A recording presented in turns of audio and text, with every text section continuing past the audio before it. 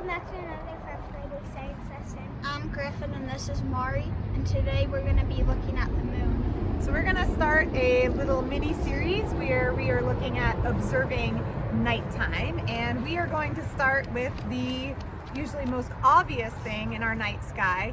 Unfortunately for us right now, is the moon up mainly at night or during the day? Day, yeah.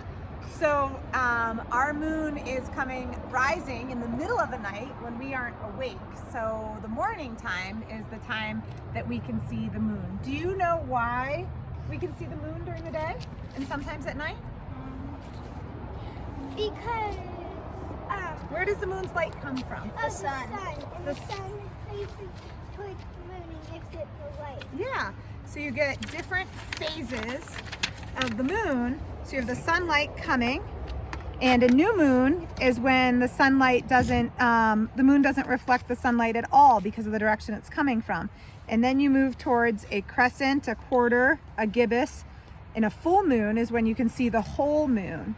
And then you come back around till you can't see the moon at all again. And so the moon is just reflecting the sun's light. Yeah. And so even during the day, when you can see it, that moon is just reflecting the sun's light.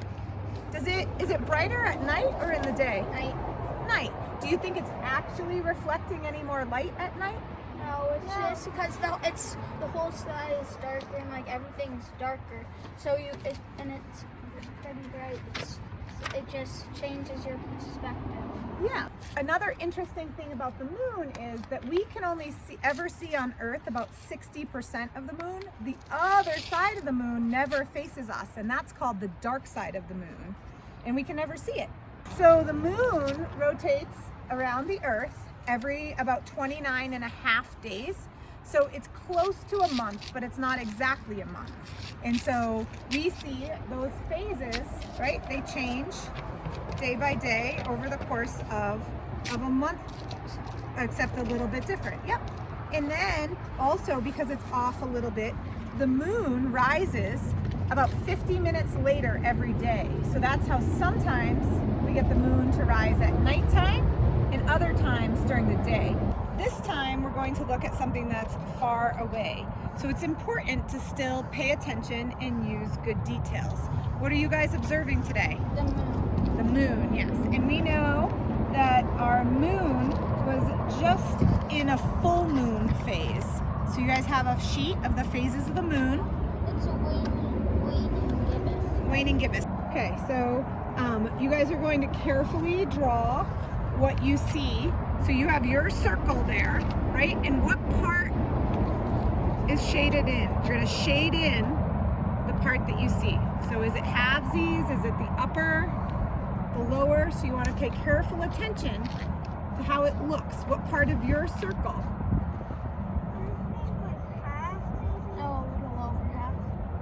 Yeah, it's a little over half. But is it the upper half or side to side half? Side to side. I mean, yeah.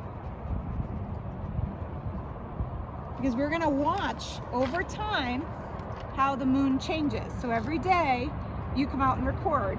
Usually we think of the moon as being out at night, but right now our moon is rising at about midnight and setting at around 11:30, 11:30 a.m., 12 p.m.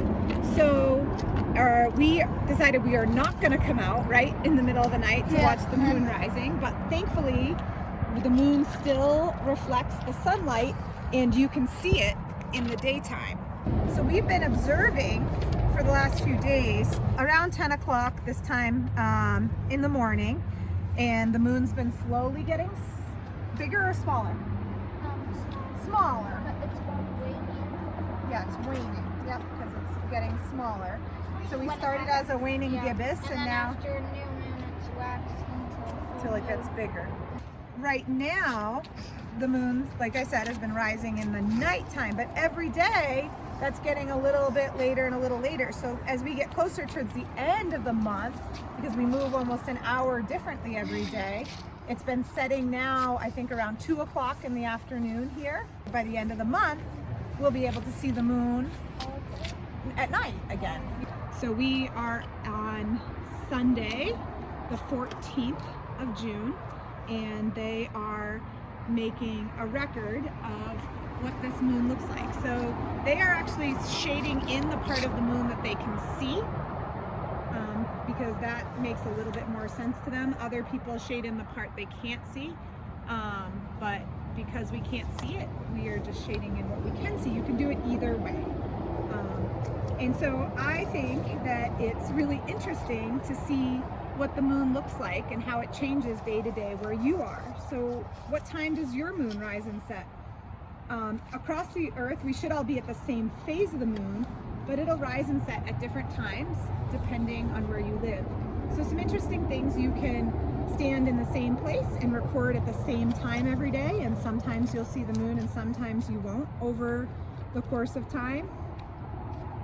You could ask other questions about looking at the moon at different times of the day and where it is in the sky, rather than recording the size of the moon.